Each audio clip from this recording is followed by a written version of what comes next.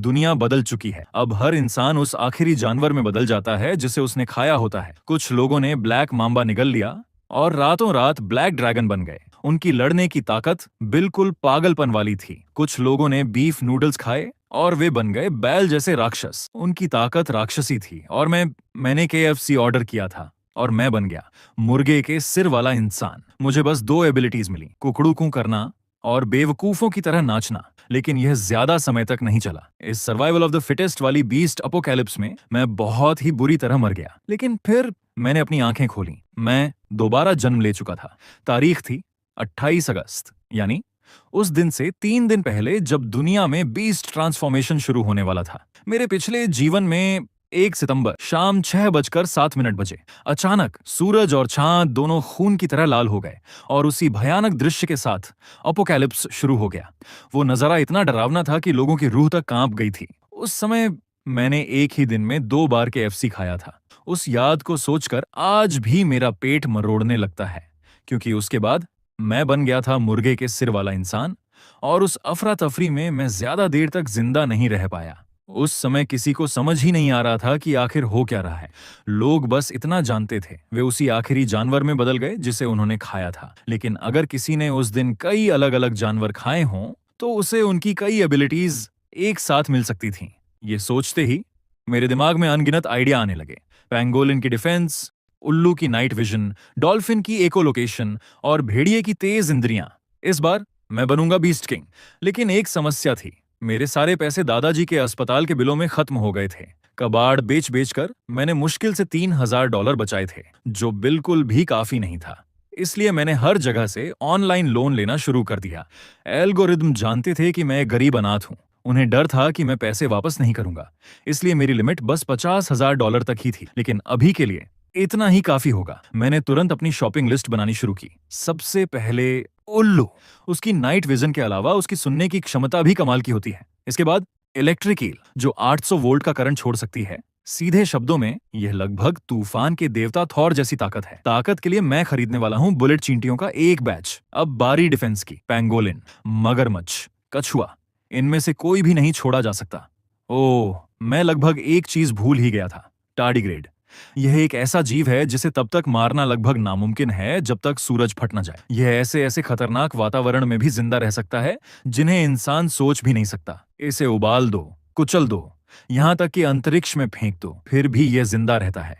यह तो nuclear radiation से भी नहीं मरता। अगर मुझे इसकी एबिलिटी मिल जाए तो मैं अजेय बन जाऊंगा। मुझे पता था कि टार्डिग्रेड अल्ट्रावायलेट लाइट से डरते हैं, इसलिए मैंने तुरंत एक प्लान बनाया। मैं काई को बेट की तरह इस्तेमाल करूंगा, उन्हें वहीं बढ़ने दूंगा और फिर UV लाइट से खत्म कर दूंगा। तभी तैयारी करते समय मुझे एक छिपकली दिखाई दी। इसमें रिजेनरेशन एबिलिटी होती है। अगर इसे टार्डिग्रेड की इमॉर्टैलिटी और सैलामेंडर की रिकवरी एबिलिटी के साथ जोड़ दिया जाए तो यह बन जाएगा अल्टीमेट कॉम्बो। इसके बाद मैं स्कूल की लैब में गया और वहां से एक माइक्रोस्कोप चुरा लिया। लेंस के नीचे टार्डिग्रेड मोटे मोटे कीड़ों जैसे दिख रहे थे। करीब 50 थे, लेकिन वे बहुत छोटे थे। मुझे सैकड़ों चाहिए थे। समय कम था, इसलिए सबसे पहले मैंने ऑनलाइन एक एंट कलेक्टर से संपर्क किया। जैसे ही मैंने बुलेट चींटियां देखी, मेरी आंखें चमक उठीं। मैंने तुरंत 50 ऑर्डर कर दिए। हर एक की कीमत थी $400, यानी कुल $20,000। मैंने बिना झिझक पैसे ट्रांसफर कर दिए। मैंने कुछ मरी हुई चींटियां भी खरीदी।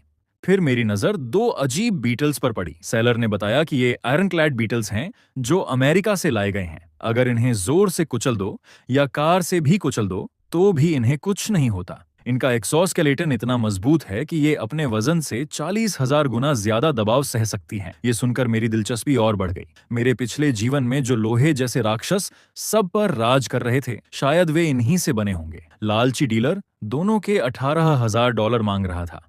आखिरकार मोल भाव करके मैंने कीमत $15,000 कर दी। फिर मैंने उससे पूछा क्या वह किसी ऐसे इंसान को जानता है जो इलेक्ट्रिक ईल बेचता हो। उसने कुछ कॉल किए और कहा कि वह एक ईल डीलर को जानता है। मैंने बिना सोचे $10,000 और खर्च कर दिए। डीलर मन ही मन हंस रहा था। उसे लग रहा था कि उसे कोई बेवकूफ मिल गया है। लेकिन मेरा चेहरा गंभीर था, क्योंकि अपोकैलिप्स आने वाला था और उस दुनिया में पैसा सिर्फ कागज का टुकड़ा है। अब मुझे सिर्फ एक उल्लू चाहिए था। बिना नाइट विजन के रात में जीना नरक होगा, इसलिए मैं तेजी से बर्ड मार्केट में खोजने लगा। आखिरकार मुझे एक उल्लू मिल ही गया। मैंने बिना झिझक $3000 दे दिए। अब मेरे सारे इंग्रेडिएंट्स तैयार थे। मैंने तुरंत उन्हें प्रोसेस करना शुरू कर दिया। विशेषज्ञों के अनुसार लोग जिस जानवर को खाते हैं उसके मांस की बची हुई ऊर्जा शरीर के अंदर रिलीज होती है और वही ऊर्जा बीस्ट ट्रांसफॉर्मेशन का कारण बनती है। लेकिन दोबारा जन्म लेने के बाद भी मैं अभी तक इसका असली कारण समझ नहीं पाया था। आखिरी दिन सबसे पहले मैंने अपने कीमती टार्डीग्रेड्स को चेक किया, फिर अपना बैलेंस देखा। मेरे पास सिर्फ $6000 बचे थे। मैं एक ब्लैकस्मिथ की दुकान पर गया और अपना हथियार चुना, एक भारी स्लेजहैमर। मैंने कुछ मगरमच्छ का मांस भी खरीदा और जब मैंने सैलामेंडर को देखा मुझे पता था कि ये मेरे अमर होने की टिकट है। तभी मुझे मिस रिया का मैसेज आया। वह पूछ रही थी क्या मैंने स्कूल से माइक्रोस्कोप लिया है। लगता है मैंने स्कूल की सिक्योरिटी को कम आंका था, लेकिन मुझे अंदर से कुछ भी महसूस नहीं हुआ। मैं कई दिनों से स्कूल नहीं गया था। दादाजी की मौत के बाद मेरा पढ़ाई में बिल्कुल भी दिल नहीं लगता था। फिर भी अपने दोस्तों की चिंता देकर मैंने एक फैसला लिया। आज मैं उन्हें आखिरी बार खाना खिलाऊंगा। उधर मिस रिया भी बहुत चिंतित थीं। उन्होंने मुझे कॉल किया और मेरी हालत के बारे में पूछा। उनकी आवाज सुनकर मेरे मन में अजीब सी भावनाएं उठने लगीं। मेरे पिछले जीवन में इस नर्म दिल और खूबसूरत टीचर ने अपने छात्रों को बचाने के लिए अपने ही शरीर को ढाल बना लिया था और अंत में वह एक दुखद मौत मारी गईं। उस समय उन्होंने पोर्क खाया था और वह बन गई थीं स्वर के चेहरे वाली इंसान। ये याद आते ही मैं तुरंत उन पर चिल्लाता हूँ, कोई भी पोर्क मत खाना, यही मेरे लिए तुम्हारी सबसे बड़ी मदद होगी। मेरी बात सुनकर वह हैरान हो जाती है। तब मैं बहाना बनाकर कहता हूँ कि स्वाइन फ्लू और बर्ड फ्लू फैल रहा है। उन्हें चेतावनी देने के बाद मैं अपने इंग्रेडिएंट्स पकाना शुरू करता हूँ। मैं चींटियों को उबालता हूँ और उन्हें चॉकलेट में मिलाता हूँ। कठोर बीटल्स को मैं ओवन में डाल देता हूँ जब तक कि वे कुरकुरे ना हो जाएं। इन सारे अजीब इंग्रेडिएंट्स को मैं किसी तरह एक खाने जैसी चीज में बदल देता हूँ, लेकिन मुझे इसे खाने की कोई जल्दी नहीं है। इसके बजाय मैं एक रेस्टोरेंट में जाता हूँ और वहां ब्रैज रैबिट हेड की 7 प्लेट ऑर्डर करता हूँ। खरगोश की फुर्ती और नाइट विजन मेरे दोस्तों के जीवित रहने की संभावना बढ़ा देगी। मेरे क्लासमेट्स सभी मेरे स्कूल छोड़ने को लेकर चिंतित हैं। मिस रिया खास तौर पर बहुत उदास दिख रही हैं, लेकिन मेरी जिद के आगे वे लोग मुझे मनाना छोड़ देते हैं और हम सब आखिरी बार साथ बैठकर खाना खाते हैं। मेरे पिछले जीवन में हम में से ज्यादातर मर गए थे। एक तरह से ये सच में हमारा आखिरी अलविदा है। मैं माहौल हल्का करने की कोशिश करता हूँ। चलो सब लोग खाना शुरू करो, इतना उदास मत बनो। मेरी व्यवस्था के अनुसार सब लोग खरगोश का मांस खाते हैं और अंत में मैं उन्हें चींटियों वाली चॉकलेट डेजर्ट के रूप में देता हूँ। अब मेरे दोस्त खुद को बचा सकेंगे। अब बस 2 घंटे बचे हैं और अब समय है मेरी दावत का। चलो इसे शुरू करते हैं। रीजनरेशन एबिलिटी पाने के लिए चाहे ये कितना भी घिनौना क्यों ना हो, मुझे सब कुछ निगलना ही होगा। इस उल्टी जैसा लगने वाला खाना जबरदस्ती खाने के बाद मैं पूरी तरह थक चुका हूँ। ट्रांसफॉर्मेशन होने में अभी भी 1 घंटा बाकी है, लेकिन मेरा पेट भयानक दर्द से तड़प रहा है। मेरे पिछले जीवन में दोपहर 3 बजे के बाद हर इंसान को तेज दर्द महसूस होने लगा था, लेकिन अभी यह आपदा नहीं है, ये तो फूड पॉइजनिंग है। इतनी सारी योजना बनाने के बाद भी मैं यह बात भूल गया था, लेकिन अगर मैं बस थोड़ा और सहन कर लूं और रीजनरेशन एबिलिटी मिल जाए तो मैं बच जाऊंगा। धीरे धीरे ये दर्द भरा इंतजार आगे बढ़ता है और तभी सूरज फिर से खून जैसा लाल हो जाता है। बिल्कुल मेरे पिछले जीवन की तरह आपदा आ चुकी है। दर्द ठीक समय पर शुरू हो जाता है। मेरी चीखों के बीच मेरे शरीर का हर हिस्सा अकल्पनीय बदलावों से गुजरने लगता है। जब मैं बेहोशी से जागता हूं तो दर्द गायब हो चुका होता है, लेकिन मेरे शरीर की हर कोशिका जैसे फटकर दोबारा बन रही हो। मेरी पीठ तेजी से ऐंठने लगती है, मेरे हाथों और पैरों की नसें फूल जाती हैं, मेरी 5 इंद्रियां धीरे धीरे धुंधली होने लगती हैं और मुझे अपने दादाजी का चेहरा दिखाई देता है। क्या दोबारा जन्म लेने के बाद भी मैं शुरुआत में ही मरने वाला हूँ? उधर पूरी दुनिया में भयानक बदलाव हो रहे हैं। लोग यकीन ही नहीं कर पा रहे कि वे राक्षस बन चुके हैं। पूरी दुनिया अराजकता में डूब चुकी है। मिस रिया जब जागती हैं तो उन्हें पता चलता है कि उनका चेहरा खरगोश के फर से ढक चुका है। तभी जमीन के नीचे से एक भूकंप जैसी गर्जना सुनाई देती है और अगले ही पल एक भयंकर विस्फोट होता है। धुआं तेजी से कमरे में भर जाता है, जिससे ऑटोमेटिक स्प्रिंकलर सिस्टम चालू हो जाता है।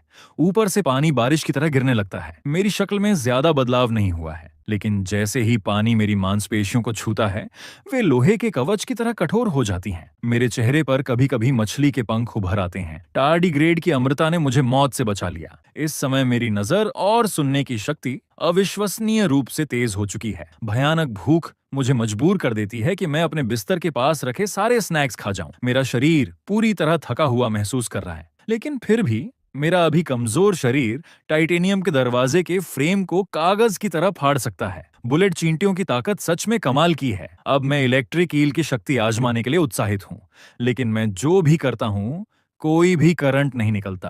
तभी बाहर के कॉरिडोर में आग भड़क उठती है। आग बहुत भयानक है, ये पहले ही फ्लैश ओवर कंडीशन तक पहुंच चुकी है। मैं दरवाजा खोलकर बाहर झांकता हूँ। बाहर हर तरफ आग का समंदर है, हवा जलती हुई गर्म है। मैं सोचने लगता हूँ, क्या मुझे 16वीं मंजिल से कूद जाना चाहिए? इसके बाद मैं छत पर लगी स्काईलाइट तोड़ देता हूँ। तभी अचानक मेरे शरीर की मांसपेशियां जोर जोर से हिलने लगती हैं। अब सब कुछ किस्मत पर दांव लगाने का समय है। मैं कूद जाता हूँ और उसी निर्णायक पल में मेरी पीठ से ब्लेड जैसे पंख निकल आते हैं। मैं हवा में एक विशाल पक्षी की तरह उड़ने लगता हूँ। ये देख मेरे चेहरे पर एक बड़ी मुस्कान आ जाती है। ये तो कमाल है। इस जीवन में आसमान भी मेरा है और जमीन भी। मैं एक खुले इलाके में उतरता हूँ और नीचे की स्थिति देखने लगता हूँ। लोग मेरे खतरनाक रूप को देखकर दंग रह जाते हैं। कोई चिल्लाता है, ये तो चलता फिरता मेका रोबोट लगता है, क्या ये भी ट्रांसफॉर्म हुआ है? ये इतना कूल क्यों दिख रहा है? दूसरा आदमी अपने पंख देखकर कहता है, इसके सामने तो मेरे पंख मुर्गे के पंख जैसे लग रहे हैं। ये सुनकर मैं अपने पंख समेट लेता हूँ। उड़ने में लगी भारी ऊर्जा की वजह से मैं हांफने लगता हूँ। मुझे जल्दी ऊर्जा भरनी होगी। उधर शहर के दूसरे हिस्से में शक्तिशाली बीस्ट ह्यूमन कमजोर लोगों का कत्लेआम कर रहे हैं। म्यूटेंट जानवर अकेले नागरिकों पर हमला कर रहे हैं। मैं अपना स्लेजहैमर उठाकर एक सुपरमार्केट की ओर बढ़ता हूँ। तभी मेरे सामने एक मोटा तगड़ा सुअर चेहरे वाला इंसान आ जाता है। वह मुझे घूरते हुए कहता है, बाहर सब जगह तबाही मची है, लेकिन तुम अभी भी इंसान जैसे क्यों दिख रहे हो? मैं उसे कोई जवाब नहीं देता। मैं बस उसके हाथ से भुना हुआ बतख छीन लेता हूँ और उसे पागलों की तरह खाने लगता हूँ। ये देखकर सुअर चेहरे वाला आदमी गुस्से से आग बबूला हो जाता है। वह चिल्लाता है, मेरा खाना छीनकर खाना चाहता है? मरने का शौक है क्या? और वह मुझ पर एक जोरदार मुक्के से हमला करता है, लेकिन मैं उसके गेंद जैसे पेट पर एक लात मारता हूँ। मेरी लात की भयानक ताकत से वह दर्जनों फीट दूर जा गिरता है। इतना जोरदार वार खाने के बाद भी उसे अपनी औकात समझ नहीं आती। वह फिर भी चिल्लाते हुए कहता है कि वह मुझे मार डालेगा। जैसे ही मुझे उसके मारने के इरादे का एहसास होता है, मेरे शरीर की शक्ति अचानक फट पड़ती है। मेरे सिर से दानव जैसे सींग उगाते हैं। अब जाकर वह स्वर चेहरे वाला आदमी डर जाता है। उसे समझ आ जाता है कि मैं एक बेहद खतरनाक राक्षस हूँ। वह तुरंत भीख मांगने लगता है, लेकिन मैं उसे छोड़ने वाला नहीं हूँ। मैं शांत आवाज में कहता हूँ, घबराओ मत, ये तो बस जरूरी डेटा कलेक्शन है। और अगले ही पल मैं एक हथौड़े के वार से उसे नरक का रास्ता दिखा देता हूँ। इसके बाद मैं उसके पेट से एक बीस्ट कोर निकालता हूँ। उसकी ऊर्जा की शुद्धता कुछ खास नहीं लगती, लेकिन फिर भी मैं बिना हिचकिचाए उसे निगल जाता हूँ, क्योंकि इस अपोकैलिप्स में सिर्फ ताकतवर ही जिंदा रहते हैं। सुअर चेहरे वाले आदमी से निपटने के बाद मैं सुपरमार्केट में पेट भरकर खाता पीता हूँ। जाने से पहले मैं कुछ खाना अपने साथ भी पैक कर लेता हूँ। अभी मेरे लिए बहुत ज्यादा ऊर्जा खर्च करना सही नहीं है। मेरे लिए 30% ताकत बनाए रखना ही काफी है। जब लोग मुझे एक घड़ी की दुकान तोड़ते हुए देखते हैं तो वे भी लूटपाट शुरू कर देते हैं, लेकिन मुझे पता है इस अपोकैलिप्स में जल्द ही सोने की कीमत बिस्किट से भी कम हो जाएगी। 1 महीने के अंदर यहाँ मौजूद आधे लोग या तो भूख से मर जाएंगे, या आपस में लड़कर मरेंगे, या फिर किसी और का खाना बन जाएंगे। तभी मुझे मिस रिया का मैसेज आता है। वह मेरे लिए बहुत चिंतित हैं। इस अपोकैलिप्स में चिड़ियाघर के जानवर भी बेहद खतरनाक हो चुके हैं। मैं दूर से उन्हें देखता हूँ और हमला करने का मौका तलाशता हूँ। यहाँ मिलने वाले बीस्ट कोर सड़क पर मिलने वाले कोर से काफी ज्यादा शक्तिशाली होंगे। मेरे पिछले जीवन में टाइटन टाइगर अपोकैलिप्स के 5वें दिन दिखाई दिया था। उसने हर चीज तबाह कर दी थी। वह पागलों की तरह शिकार कर रहा था। इंसानों के पास कोई भी प्रतिरोध नहीं था। यहाँ तक कि बंदूकें भी उसे रोक नहीं पाईं। सिर्फ 2 महीनों के अंदर 30 फीट ऊंचे राक्षस शहर में घूम रहे थे, लेकिन इस बार मैं उन्हें राक्षस बनने से पहले ही खत्म कर दूंगा। तभी जंगल में मुझे अचानक एक बूढ़ा आदमी मदद के लिए पुकारता हुआ दिखता है। मैं उससे पूछता हूँ, पहले मुझे बताओ, क्या जानवर म्यूटेट होकर बाहर निकल गए हैं? वह जवाब देता है, नहीं, बाघ अभी भी अंदर हैं। ये सुनते ही मैं अपना लक्ष्य तय कर लेता हूँ और तुरंत लोहे की जाली फाड़ चिड़ियाघर के अंदर जाता हूँ। तभी एक म्यूटेटेड वुल्फ मैन मेरी ओर दौड़ता है। मैं बस एक हथौड़े के वार से उसे दूर उछाल देता हूँ। तभी पीछे से नुकीले दांत वाला बंदर मुझ पर हमला करता है। वह मुझे एक मुक्का मारता है, लेकिन मुझे जरा भी चोट नहीं लगती। मैं गुस्से से कहता हूँ, छुपकर हमला करने की हिम्मत कैसे हुई, और उसे जमीन पर पटक देता हूँ। जब मैं पीछे मुड़कर देखता हूँ तो पता चलता है कि पूरा चिड़ियाघर म्यूटेटेड बंदरों से भरा हुआ है। लेकिन मेरे लिए वे सब बस कचरा हैं। मैं एक एक करके हर बंदर को हथौड़े से गिरा देता हूँ और भी कई बंदर बेवकूफों की तरह मेरी ओर दौड़ते हैं, लेकिन कोई भी मेरे एक वार को भी सहन नहीं कर पाता। कुछ ही देर में मैंने काफी सारे बीस्ट कोर इकट्ठा कर लिए। इनकी क्वालिटी ठीक ठाक है और इनकी ताकत मेरे शरीर के साथ अच्छी तरह मेल खा रही है। जब मैं इन्हें अवशोषित करता हूँ तो मुझे अपनी रीढ़ की हड्डी के पास एक अजीब ऊर्जा महसूस होती है। क्या यह पूंछ उगने की शुरुआत है? मैं तुरंत पूरी ताकत से इसे रोकने की कोशिश करता हूँ, क्योंकि पूंछ एक कमजोरी बन सकती है। मैं पसीने से भीग जाता हूँ, लेकिन आखिरकार मैं इसे दबाने में सफल हो जाता हूँ। अभी मेरे शरीर की ऊर्जा बहुत ज्यादा ताकतवर है और मेरा मानसिक नियंत्रण इसके साथ तालमेल नहीं बिठा पा रहा। शायद जानवरों के दिमाग खाने से मेरा नियंत्रण बेहतर हो सकता है। इसी बीच मुझे एक अजीब दृश्य दिखाई देता है। एक सफेद बाघ और एक विशाल हनी बैजर आपस में लड़ रहे हैं। उन बीस्ट कोर को निगलने के बाद मैंने अपना पूर्ण रूप अनलॉक कर लिया है। मेरे शरीर से बिजली चमकने लगती है। मैं एक लात मारकर हनी बैजर को दूर फेंक देता हूँ। मुझे जो खरोंचें लगती हैं वे तुरंत ठीक हो जाती हैं। एक और लात मारते ही वह पूरी तरह अपाहिज हो जाता है। इसके बाद मैं चिड़ियाघर में ही बारबेक्यू पकाना शुरू कर देता हूँ। जैसा मैंने सोचा था, मांस की खुशबू भेड़ियों के झुंड को खींच लाती है। भेड़िए पागलों की तरह मुझे काटने की कोशिश करते हैं, लेकिन जैसे ही वे मुझे छूते हैं वे तुरंत बिजली के झटकों से झुलस जाते हैं। बारबेक्यू खाते खाते मेरे शरीर में एक पूंछ उगाती है, लेकिन ये मेरे लिए कोई बोझ नहीं है। मैं मुस्कुराते हुए भेड़ियों से कहता हूँ, अब जब तुम यहाँ आ ही गए हो तो वापस जाने की मत सोचो। अब वार्म अप खत्म। मैं सीधे भेड़ियों के झुंड पर हमला कर देता हूँ, लेकिन ये खूंखार भेड़िए भी मेरे सामने एक पल भी नहीं टिक पाते। मैं सोचता हूँ, चलो अब बीस्ट ह्यूमन की डिफेंस लिमिट भी टेस्ट कर लेते हैं। जैसे ही मुझे तेज दर्द महसूस होता है, मेरा शरीर रक्षा प्रतिक्रिया में हाई वोल्टेज करंट छोड़ देता है और तुरंत 2 ग्रे वुल्फ झुलस जाते हैं। मेरी वर्तमान ताकत के साथ मैं अब साधारण म्यूटेंट जानवरों से नहीं डरता। साथ ही मैंने काफी सारे बीस्ट कोर भी हासिल कर लिए हैं। अगर मैं अपने अल्टीमेट फॉर्म तक पहुंच गया तो ये लोग मेरी स्किन पर खरोंच भी नहीं लगा पाएंगे। मैं अपने मैसेज चेक करता हूँ। मेरे दोस्त मुझे धन्यवाद दे रहे हैं। अच्छा हुआ तुमने हमें वह दावत खिलाई थी। मिस रिया भी मैसेज करती हैं। बाहर पूरी तरह अराजकता है। खाना जमा करो, छिप जाओ और रेस्क्यू का इंतजार करो। लेकिन सिर्फ मुझे पता है कि यह सोच कितनी मासूम है, क्योंकि इस अपोकैलिप्स का पहला नियम यही है कि यहाँ कोई नियम नहीं है। तभी बंदर का दिमाग खाने के बाद मेरा नियंत्रण सच में बेहतर हो गया है। अब मैं हल्के हल्के अपने शरीर की पावर को महसूस कर सकता हूँ। अब जब मेरे पास एक बेसिक फ्रेमवर्क है तो अगला कदम है कमजोरियों को खत्म करना। समय देखकर मैं जंगल के और अंदर चला जाता हूँ। तभी मुझे अपने दोस्त का मैसेज मिलता है। वह मदद मांग रहा है। मैं उसे इस दुनिया की हकीकत दिखाने का फैसला करता हूँ। मैं कहता हूँ, ताकत पाने का एक ही रास्ता है, शिकार करना। लेकिन यह भ्रष्टाचार की शुरुआत भी है। यह सुनकर मेरा दोस्त जोखिम उठाने का फैसला करता है। जल्द ही उन्हें पता चल जाता है कि म्यूटेंट जानवरों को खाने से वास्तव में ताकत मिलती है। अब उनके पास वापस लौटने का कोई रास्ता नहीं है। जिंदा रहने के लिए वे आखिरकार शिकार करना शुरू कर देते हैं। जंगल में चलते हुए अचानक मुझे एक अजीब आवाज सुनाई देती है। मैं देखता हूँ कि एक विशाल हॉर्स फ्लाई एक गैंडे का खून चूस रही है। इस चीज की रिसर्च वैल्यू शायद एक बीस्ट कोर से भी ज्यादा हो सकती है। एक झपकी भर में ही वह पूरा गैंडा खाली कर देती है। इस जीव में आकार बढ़ाने की क्षमता और सब कुछ देखने वाली कंपाउंड आंखें दोनों मौजूद हैं। इससे निपटना आसान नहीं होगा। मेरे पास इसे मारने के लिए सिर्फ एक मौका है। मैं जमीन पर लेट जाता हूँ और अपनी सफेद गर्दन को खुला छोड़ देता हूँ, क्योंकि यह जीवन ऊर्जा के प्रति बहुत संवेदनशील होता है। जल्द ही वह घिनौना जीव मेरी ओर खींच आता है। उसी समय मैं अचानक अपनी आंखें खोल देता हूँ और उसकी हर हरकत पर नजर रखता हूँ। अचानक मैं उसकी पतली काली टांगें पकड़ लेता हूँ, फिर उसे जोर से जमीन पर पटक देता हूँ और बेलों से उसे कसकर बांध देता हूँ। मैं हंसते हुए कहता हूँ, तू तो गैंडे का भी खून चूस लेता है। मैं उसे जल्दी से उस सफेद बाघ के पास ले जाता हूँ जिसे मैंने पहले मारा था। मैं देखता हूँ कि खून पीते पीते उसका पेट धीरे धीरे बड़ा होता जा रहा है। यह देखकर मैं उत्साहित हो जाता हूँ। जैसे ही उसका पेट भर जाता है, मैं उसके फूले हुए शरीर को अपनी ओर खींच लेता हूँ, फिर धीरे धीरे उसकी आंखों को सहलाता हूँ। मेरे हाथों में बिजली की चिंगारियां चमकने लगती हैं। मैं मुस्कुरा कर कहता हूँ, फसल पक चुकी है, अब कटाई का समय है, मुझे दोष मत देना। यह अपोकैलिप्स का नियम है। अगले ही पल मेरी ताकत से उस हॉर्स फ्लाई का सिर धड़ से अलग हो जाता है और मुझे मिल जाता है एक हाई क्वालिटी बीस्ट कोर, जैसा मैंने चाहा था। मैं उसे तुरंत निगल जाता हूँ और तभी मेरी पूंछ पर एक कठोर जहरीला डंक उग आता है। अब मुझे हॉर्स फ्लाई की खून चूसने वाली सुपर पावर मिल गई है। ये एहसास सच में कमाल का है। मुझे अब खून से अपना मुंह गंदा करने की जरूरत नहीं है, फिर भी मुझे ऊर्जा मिलती रहेगी। ये वाकई शानदार है। अब मुझे यहाँ की हर चीज साफ करनी होगी। उधर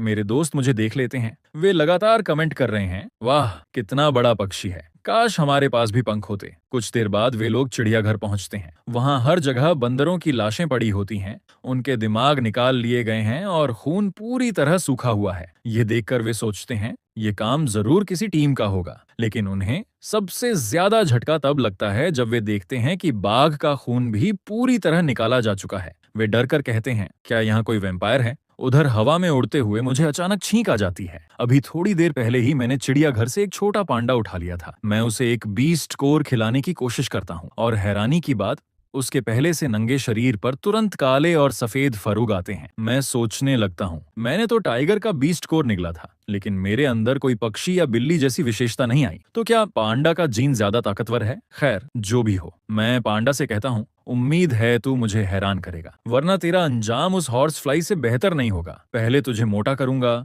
फिर तुझे भी मार दूंगा। मैं उसे अपनी पीठ पर लाता हूँ और दूर की ओर उड़ जाता हूँ। अब मुझे सुबह होने से पहले राजधानी के चिड़ियाघर को साफ करना है। तभी मुझे अपने दोस्त का मैसेज मिलता है। उसने लिखा है, हमने एक म्यूटेंट कुत्ता मार दिया। ये पढ़कर मैं राहत की मुस्कान देता हूँ। अपनी तेज उड़ान गति से मैं कुछ ही मिनटों में कैपिटल के चिड़ियाघर पहुंच जाता हूं। वहां के पिंजरे पूरी तरह टूट चुके हैं। जमीन पर एक विशाल भालू तांडव मचा रहा है और सैनिक एक विशाल बाघ से भी नहीं निपट पा रहे। लेकिन मेरे लिए ये अच्छी खबर है, क्योंकि ये भालू अभी और भी बड़ा होगा। अगर इसे अभी नहीं रोका गया तो यह टाइटन टाइगर से भी ज्यादा खतरनाक बन जाएगा। वह चारों ओर सब कुछ तोड़ रहा है। सैनिक पूरी तरह बेबस हैं। ये देखकर मैं बिना डरे उसके सिर के ऊपर चक्कर लगाने लगता हूँ। फिर अचानक मैं एक भयानक बिजली का झटका छोड़ता हूँ और वह करंट सीधे उसके शरीर को चीर देता है। लेकिन अब भी ये खत्म नहीं हुआ। मैं उस विशाल भालू को पकड़ लेता हूँ और उसे ऊंचाई तक उड़ाकर ले जाता हूँ। फिर पूरी ताकत से जमीन पर पटक देता हूँ। जब धूल हटती है तो वह भालू मर चुका होता है। मुझे मिलता है एक high quality black beast core. काम खत्म होते ही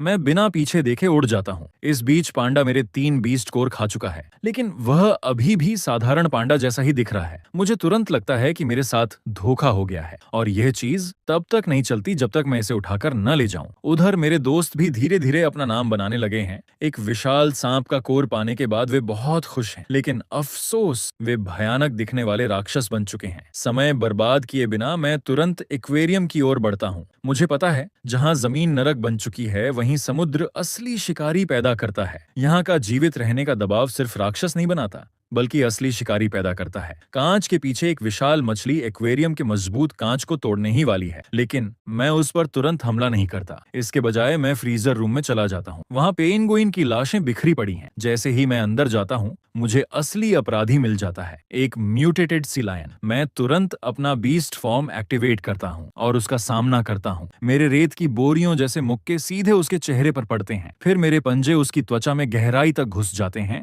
उसी समय हाई वोल्टेज करंट उसे तुरंत मार देता है। अंत में मैं अपनी पूंछ उसके शरीर में घुसाकर उसका खून चूसना शुरू कर देता हूँ।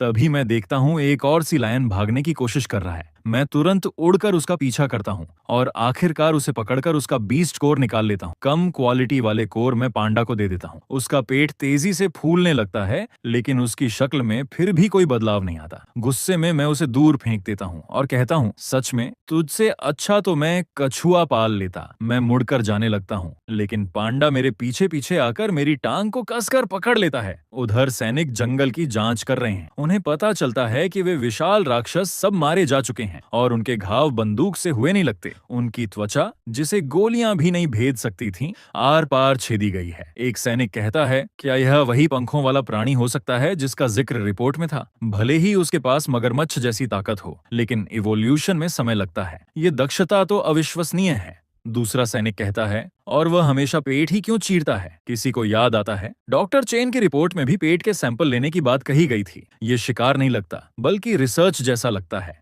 ये सोचकर सैनिक भी एक म्यूटेंट बैल पकड़ लेते हैं और उसे काट कर जांच करते हैं। जब वे उसका पेट खोलते हैं तो उन्हें सच में एक सुनहरा बीस्ट कोर मिलता है। कप्तान बिना सोचे उसे तुरंत निगल लेता है और अगले ही पल उसके शरीर में भयानक ऊर्जा दौड़ने लगती है। कप्तान को आखिरकार डॉक्टर चेन की चाल समझ में आ जाती जाती है। उसने उन्हें बीस्ट कोर का राज नहीं बताया, बल्कि उन्हें म्यूटेंट जानवरों से लड़ने के लिए भेजा और कोर उसे जमा कराने के लिए कहा। तो अपोकैलिप्स के बाद मानव स्वभाव इतना टेढ़ा हो जाता है। ये सोचकर कप्तान फैसला करता है कि वह अपनी टीम को लेकर सबसे पहले एक्वेरियम के बीस्ट कोर हासिल करेगा। लेकिन उसे यह नहीं पता कि मैं पहले ही पूरे एक्वेरियम का सफाया कर चुका हूँ और काफी दौलत जमा कर चुका हूँ। आखिरकार पांडा को साथ लेकर मैं रिसर्च रूम में पहुंचता हूँ और उस प्यारी जेलीफिश को थोड़ी इलेक्ट्रोथेरेपी देता हूँ। यहाँ से सब कुछ लूटने के बाद मैं जाने ही वाला था कि तभी मुझे बाहर सैनिकों की आवाजें सुनाई देती हैं। नीचे झांक कर देखता हूँ, वे अंदर घुसने ही वाले हैं। लेकिन मुझे जरा भी चिंता नहीं है, क्योंकि यहाँ अभी भी 2 जगहें बाकी हैं। पहली,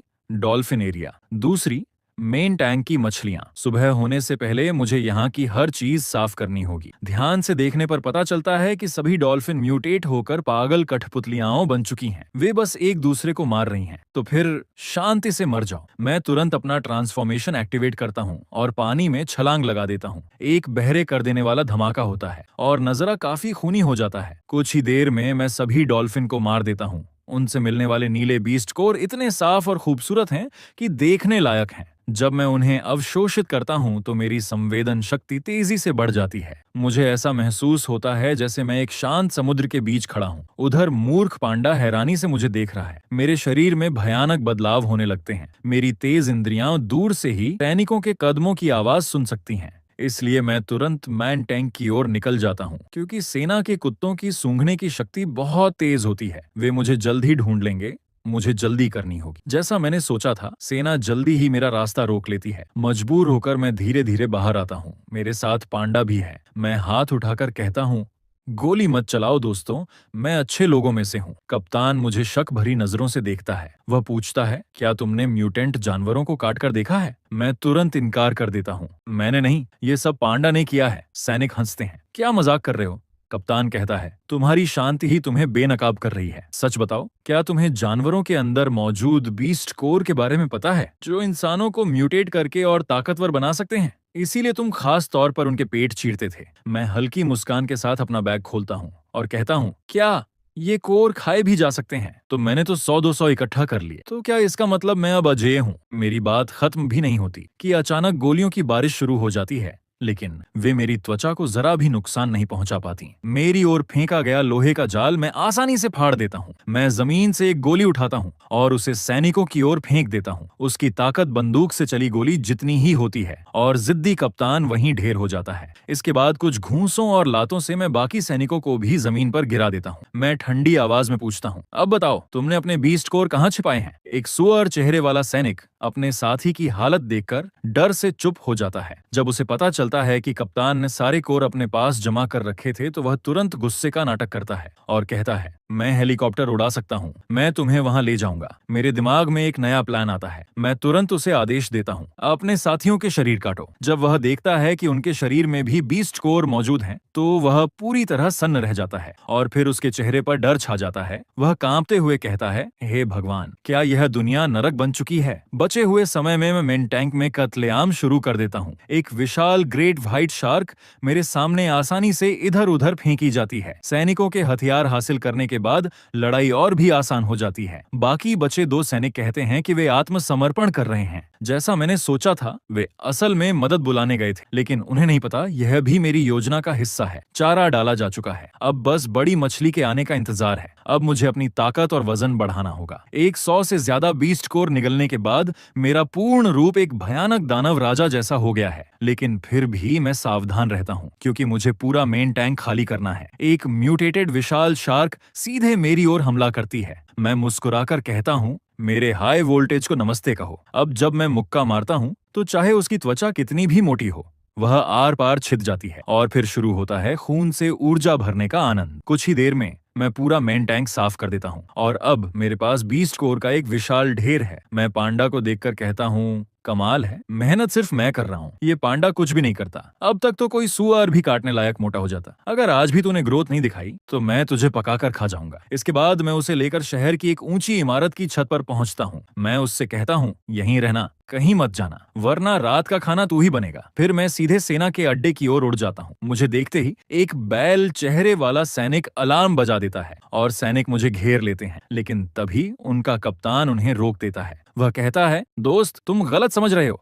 इस अपोक्लिप्स में उड़ सकने वाला इंसान सोने से भी ज्यादा कीमती है। हमारे पास गोलियां भी हैं और इलाका भी। हमें बस तुम्हारे जैसे लोग चाहिए। फिर कुत्ते चेहरे वाला कप्तान मुझसे दोस्ती करने की कोशिश करता है। वह पूछता है, तुम्हारा नाम क्या है नौजवान? उसका अजीब व्यवहार कुछ सैनिकों को शक में डाल देता है। वे देखते हैं कि जो जानवर वापस लाए गए हैं उन सबके पेट काटे गए हैं। यहाँ जरूर कोई गंदा राज छिपा है। कुत्ते चेहरे वाला आदमी मुझे रिसर्च सुविधा में ले जाता है। कहता है, हमें वायरस चेक करना होगा।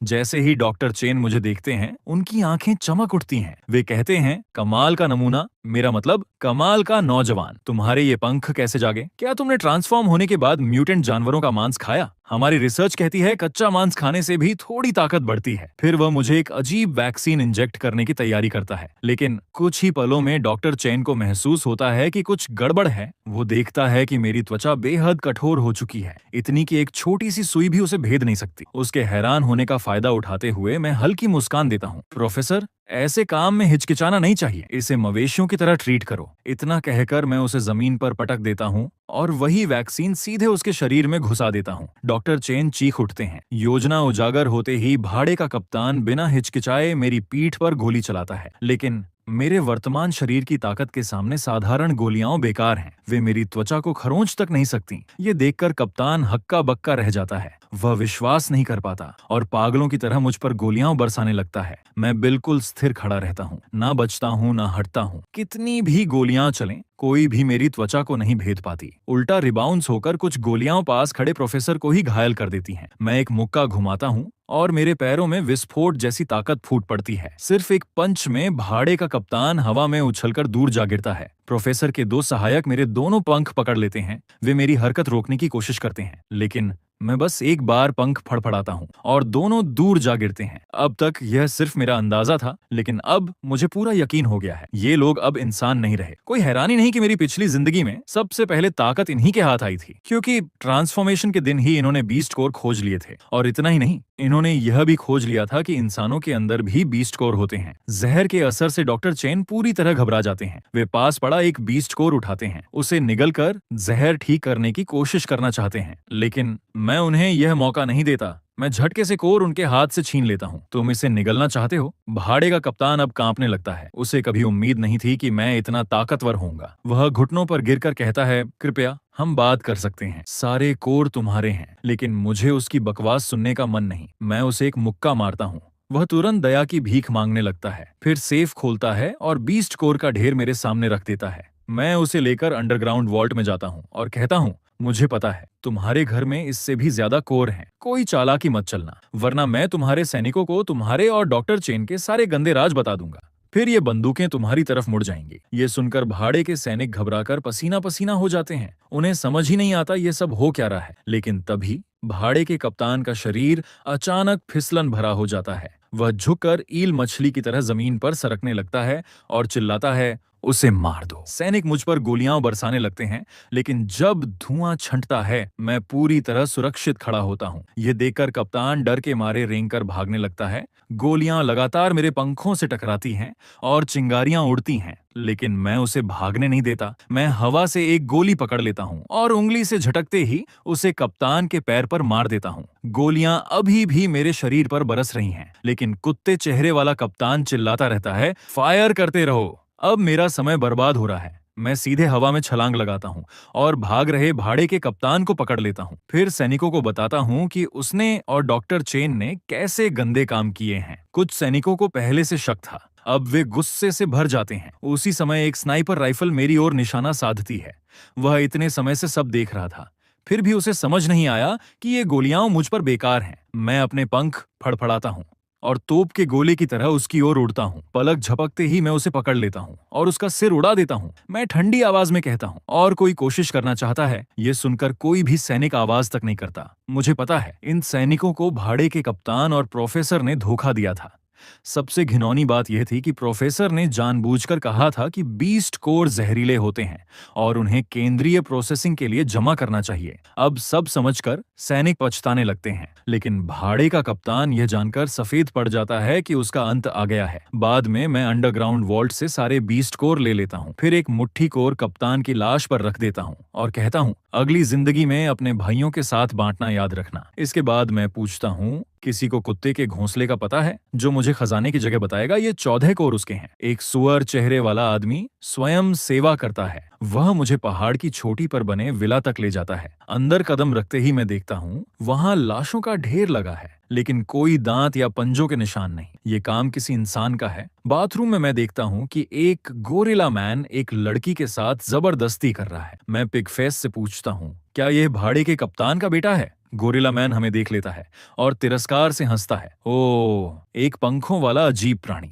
क्या हुआ? हीरो बनकर लड़की बचाने आए हो? पीछे से लड़की रोते हुए कहती है, मुझे बचाओ। पिग फेस उसकी आवाज पहचान लेता है। वह सच में कुत्ते चेहरे वाले कप्तान का बेटा है। गोरिल्ला मैन भी पिग फेस को पहचान लेता है और मुस्कुराकर कहता है, इसे खत्म करने के बाद तू भी दावत में शामिल हो जाना। फिर वह घमंड से कहता है, लगता है मेरा इवोल्यूशन पूरा हो चुका है, तुम मुझे पहचान भी नहीं पाए। मैं शांत स्वर में पूछता हूँ, अपने पिता के छिपे कोर में से कितने खाए? वह लापरवाही से कहता है, बस 27। अगर सारे सैकड़ों खा लेता तो मैं इनविंसिबल होता। मैं हल्की मुस्कान देता हूँ, तो फिर तुम्हें वह मौका नहीं मिलेगा। अचानक गोरिल्ला मैन को महसूस होता है कि कुछ उसके पास से गुजरा है। फिर दर्द महसूस होते ही वह चीख उठता है। अब मुझे पता चल जाता है कि वह लड़ने लायक नहीं बचा। मैं चाकू जमीन पर फेंक देता हूँ और लड़की से कहता हूँ, अब यह चाकू तुम्हारा है, तुमने जो करना है करो। अगले ही पल खून चारों ओर फैल जाता है और गोरिल्ला मैन स्वर्ग से धार जाता है। फिर मैं अंदर वाले दरवाजे को जोर से लात मारकर तोड़ देता हूँ। कुत्ते चेहरे वाले कप्तान के रिश्तेदार गुस्से से चिल्लाने लगते हैं, कौन सा जंगली कुत्ता है जो हमारे दरवाजे को लात मारने की हिम्मत कर रहा है? तुझे पता भी है ये किसका इलाका है? बेवकूफ लड़के। वे बिना कुछ सोचे मुझ पर गोलियां बरसाने लगते हैं, लेकिन गोलियां मेरे शरीर से टकराकर ऐसी आवाज करती हैं जैसे लोहे की प्लेट से टकराई हों। ये देखकर सब लोग स्तब्ध रह जाते हैं। मैं ठंडी आवाज में कहता हूँ, जैसा बाप वैसा बेटा। तुम लोगों को मारने में मुझे जरा भी अपराध बोध नहीं होगा। कुछ ही पलों में मैं सभी को जमीन पर गिरा देता हूँ। फिर मैं बाहर से अंदर आती उस लड़की की ओर देखता हूँ और कहता हूँ, अब ये सब तुम्हारे हैं। उसकी आंखों में आंसू हैं, लेकिन उनमें जलती हुई नफरत भी है। आखिरकार मैं उनके वेयर हाउस तक पहुंचता हूँ। अंदर जाकर देखता हूँ वहां अनगिनत बीस्ट कोर पड़े हैं। तभी मुझे समझ आता है, मेरी पिछली जिंदगी में जिनके पास हथियार थे उनके पास हमेशा सबसे ज्यादा ताकत क्यों थी। ये जगह एक विशाल हॉल जैसी है। मैं लड़की से कहता हूँ, याद रखो, उन लोगों के शरीर में भी बीस्ट कोर हैं, उन्हें निकालो और निगल जाओ। जिंदा रहने का यही एक मौका है। वह बिना हिचकिचाए खोर निगल जाती है। उस पल से मेरी नजरों में सिर्फ 2 चीजें रह गई हैं, ताकत हासिल करना और कत्लेआम। ये सब देखकर पिग फेस आदमी कांपने लगता है, क्योंकि इस नरभक्षी दुनिया में लोग धीरे धीरे इंसान रह ही नहीं जाते। सब खत्म करने के बाद मैं तुरंत पांडा को ढूंढने वापस लौटता हूँ, लेकिन जब मैं छत पर पहुंचता हूँ तो पांडा गायब होता है। दीवार पर गहरे पंजों के निशान देखकर मेरे मन में एक बुरा ख्याल आता है। मैं बुदबुदाता हूँ, बच्चे पालना सच में बहुत झंझट का काम है। मैं तुरंत उजड़े हुए शहर के ऊपर उड़ने लगता हूँ और पांडा को ढूंढते हुए लगातार उसका नाम पुकारता हूँ।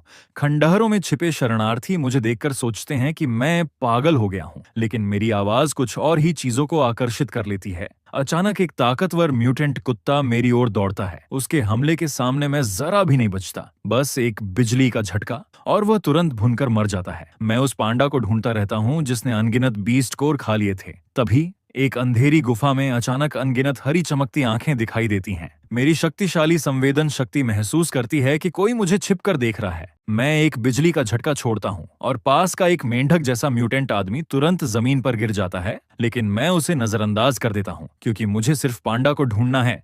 मैं फिर उसका नाम चिल्लाता हूँ और कहता हूँ, वापस आ जाओ। जैसे ही मेरी आवाज गूंजती है, अचानक एक विशाल भालू तेजी से मेरी ओर दौड़ता हुआ आता है। दोस्तों, अगर इसका नेक्स्ट पार्ट चाहिए तो चैनल को सब्सक्राइब कर बस एक रेड हार्ट कमेंट कर दो। लेकिन जाने से पहले मैं तुम सभी से एक छोटी सी बात करना चाहता हूँ। इस चैनल को बनाने का मेरा मेन मोटिव इंडिया की अपनी एक शानदार मैनवा बनाने का है। इसलिए मैंने 4 अलग अलग टॉपिक्स चुने हैं और उनमें से किसी एक पर मैं अपनी मनहवा स्टोरी लिखने वाला हूँ। इसलिए मैंने अपने चैनल के कम्युनिटी सेक्शन में एक पोस्ट डाली है जिसमें 4 ऑप्शंस दिए हुए हैं। बस 1 मिनट निकालकर वहां जाकर वोट जरूर करना। ताकि मुझे एक क्लियर आइडिया मिल सके कि तुम्हें किस तरह की मनहवा सबसे ज्यादा पसंद है। और हाँ, जाने से पहले चैनल को सब्सक्राइब जरूर कर लेना, क्योंकि पता नहीं यूट्यूब आज तुम्हें मेरी वीडियो सजेस्ट कर रहा है, लेकिन कल करे या ना करे। इसलिए सब्सक्राइब करके रोज 1 मिनट चैनल को विजिट जरूर कर लेना, क्योंकि मैं इसके रिगार्डिंग हर रोज एक कम्युनिटी पोस्ट करूंगा, तो सब्सक्राइब जरूर कर लेना। धन्यवाद।